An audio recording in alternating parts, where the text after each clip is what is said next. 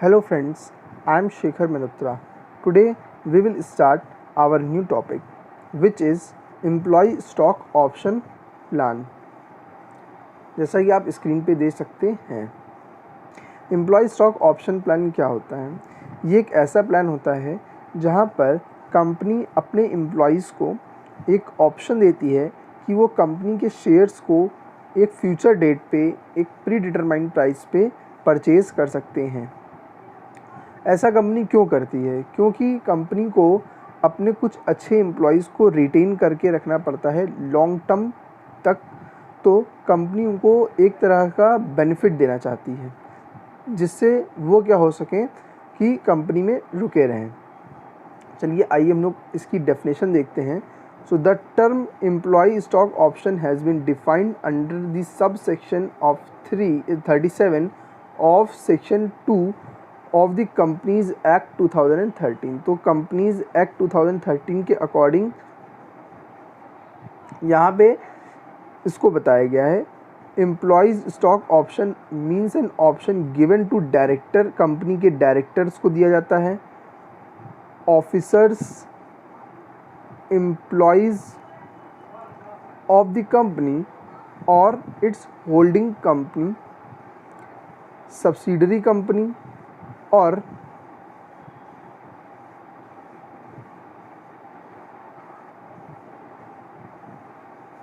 Company, मतलब कि कोई सब्सिडरी है या फिर उसकी बहुत सारी सब्सिडरीज़ हैं तो उनके भी एम्प्लॉय, डायरेक्टर या फिर ऑफिसर्स को ये ऑप्शन दिया जाता है। क्या होता है? Which give such director, officer और एम्प्लॉयज़ द बेनिफिट और राइट टू परचेज और to subscribe for the shares of the company at future date at predetermined price. So ये एम्प्लॉयज़ के ऊपर कोई बाउंडिंग नहीं होता है कि उनको लेना ही लेना है। अगर उनकी इच्छा है तो वो इस ऑप्शन को ले सकते हैं क्योंकि वो कंपनी की पोजीशन को जानते हैं कि प्रेजेंट में कंपनी क्या है और फ्यूचर में कंपनी क्या होगी। चलिए आइए देखते हैं इसमें क्या शेयर होल्डर्स की अप्रूवल लगती है। सो अप्रूवल ऑफ शेयर होल्डर्स, क्या कंपनी शेयर होल्डर्स की अप्रूवल की ज़रूरत है? बिल्कुल है। अगर वो कंपनी क्या है, पब्लिक कंपनी है, तो उसमें आपको चाहिए कौन सा resolution? Special resolution, means 3/4 approval चाहिए। इन केस ऑफ पब्लिक, अगर वो प्राइवेट है तो ऑर्डिनरी रेजोल्यूशन पास करना पड़ेगा उसको विद 50%।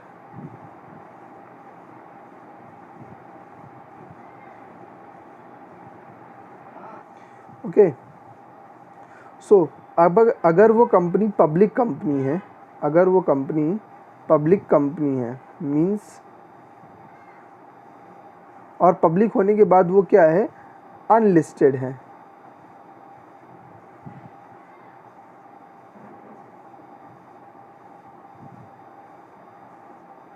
तो वो क्या फॉलो करेगी? वो फॉलो करेगी company law.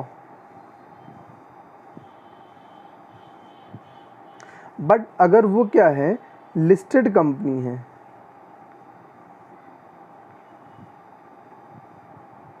Listed company means वो company stock exchange, national stock exchange या बॉम्बे स्टॉक एक्सचेंज में क्या है, अगर वो लिस्टेड है तो उसको सेबी की गाइडलाइंस भी क्या करनी होंगी? फॉलो करनी होंगी।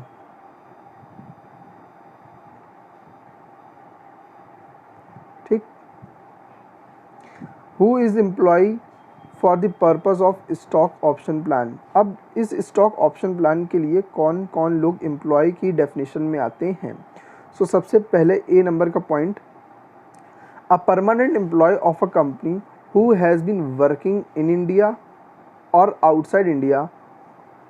सो परमानेंट एम्प्लॉय कंपनी का जो कंपनी के लिए इंडिया में काम कर रहा है या फिर इंडिया के बाहर काम कर रहा है। Okay. B point, a director of a company, company के कोई भी डायरेक्टर हो सकते हैं, होल टाइम डायरेक्टर और not, but excluding independent director. Independent director को इसलिए एक्सक्लूड करा गया है क्योंकि वो कंपनी के नॉन एग्जीक्यूटिव डायरेक्टर होते हैं, यहाँ पर वो एग्जीक्यूटिव डायरेक्टर्स को ले सकते हैं। इंडिपेंडेंट डायरेक्टर जो है कंपनी का एक तरह से नॉन एग्जीक्यूटिव डायरेक्टर होता है। Executive director means a director which are doing work in a company on whole time basis, जो कंपनी में वर्क करते हैं होल टाइम पे।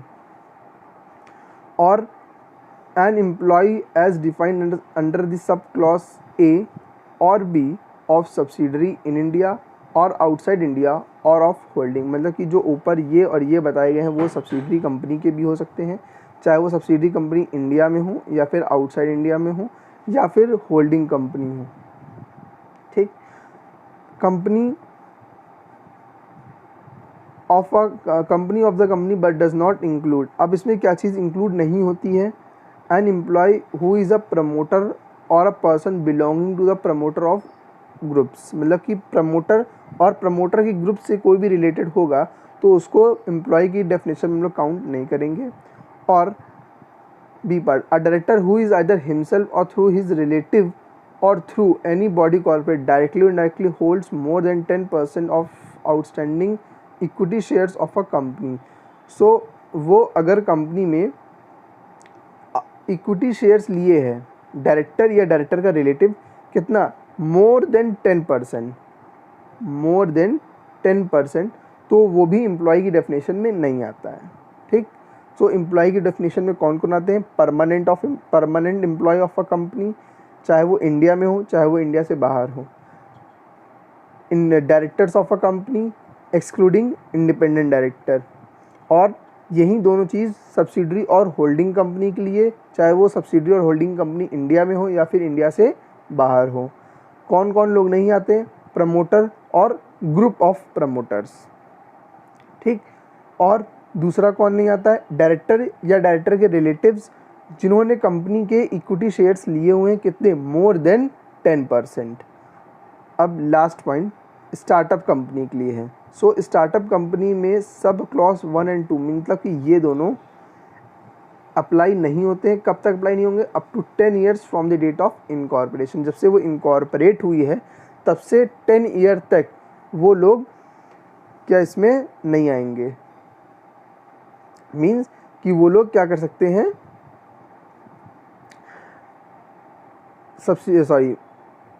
स्टार्टअप कंपनी के लिए ये दोनों लोग क्या होंगे, एम्प्लॉयज़ माने जाएंगे। कब तक माने जाएंगे, अप टू 10 ईयर्स तक। ठीक, इतना ऐसा ही ये पॉइंट है। दूसरा आता है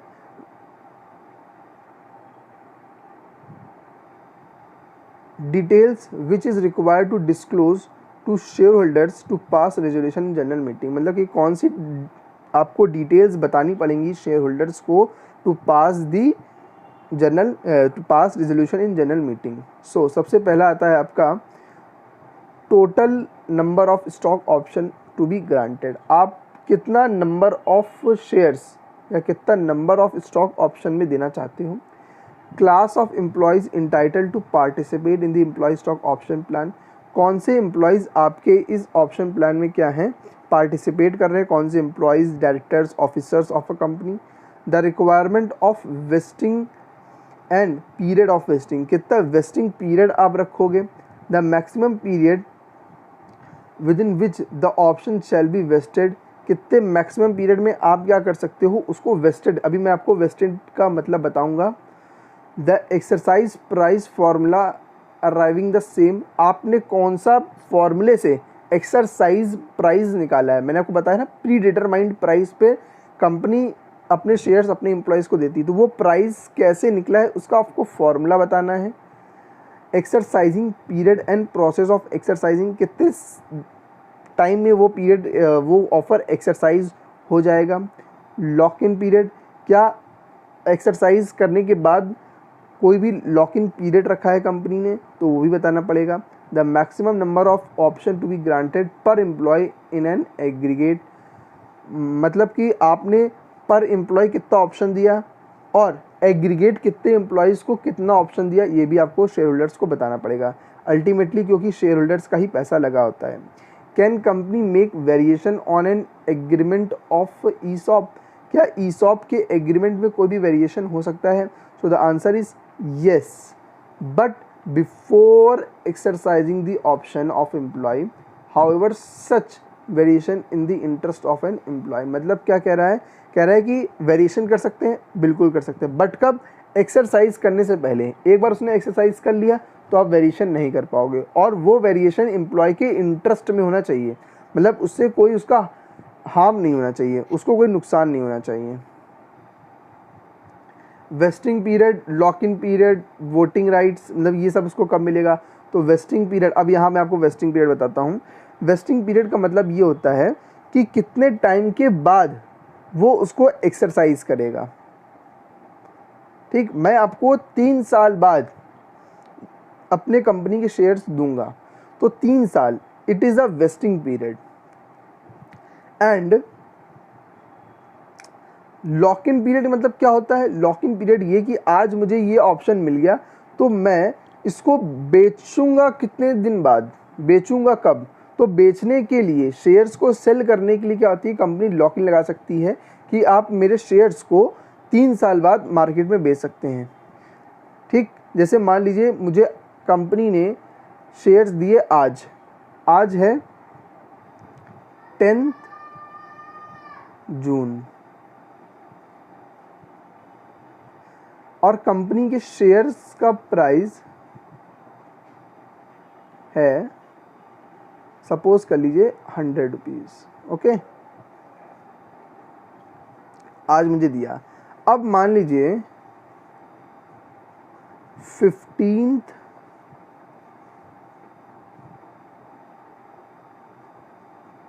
जून को शेयर का प्राइस क्या हो गया, शेयर का प्राइस हो गया 150 रुपये। तो आप देखिए मुझे 50 रुपीज़ पर शेयर, और मुझे शेयर कितने मिले हैं, मान लीजिए मुझे मिले हैं 10,000 शेयर्स का राइट दिया गया है, ऑप्शन प्लान में मुझे दिया गया है। सो आप देख सकते हैं मुझे 50 रुपीज़ के हिसाब से कितना प्रॉफिट हो रहा है जस्ट 5 डेज आफ्टर।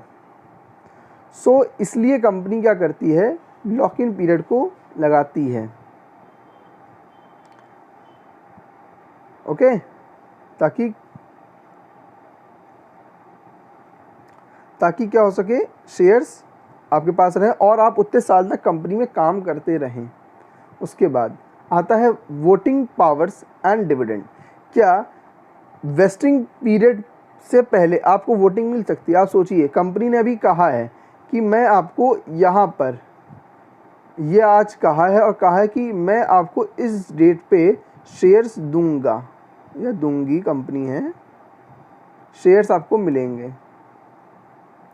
सो क्या इस पीरियड तक आपको कोई भी डिविडेंड मिलेगा? शेयर आपके पास आए हैं, नहीं आए हैं। क्या आपको वोटिंग पावर मिलेगी? नहीं मिलेगी। जब आपको शेयर एक बार ग्रांट हो जाएगा, आपको शेयर सर्टिफिकेट मिल जाएगा, उसके बाद आपको क्या होगा, आपको वोटिंग पावर भी मिलेगी, आपको डिविडेंड राइट भी मिलेगा। I hope you can understand. उसके बाद death, permanent disability, resignation of employee to whom will exercise ESOP।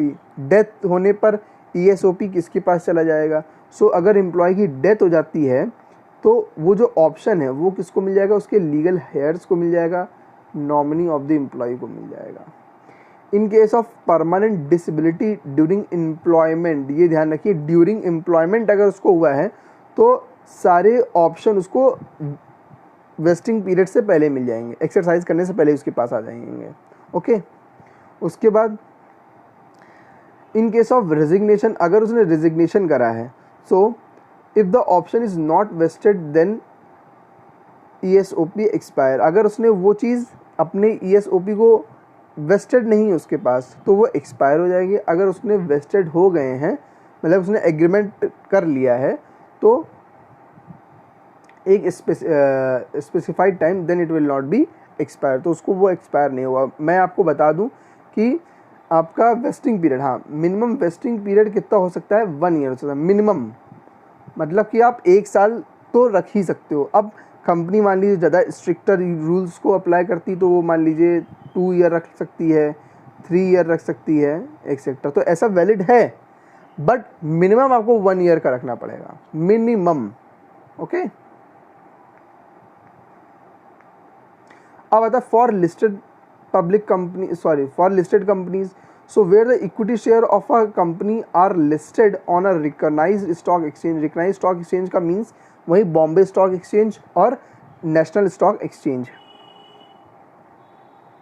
The employee stock option scheme shall be issued in accordance with the regulations made by Security and Exchange Board of India in this behalf. मतलब कि जब जो सेबी ने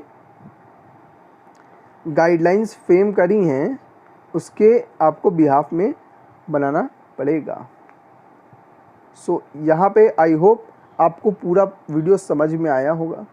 आपको इसमें कोई भी query हो, कोई भी क्वेश्चन हो, you can comment me and please subscribe me my channel for further videos relating to Companies Act. Thank you very much.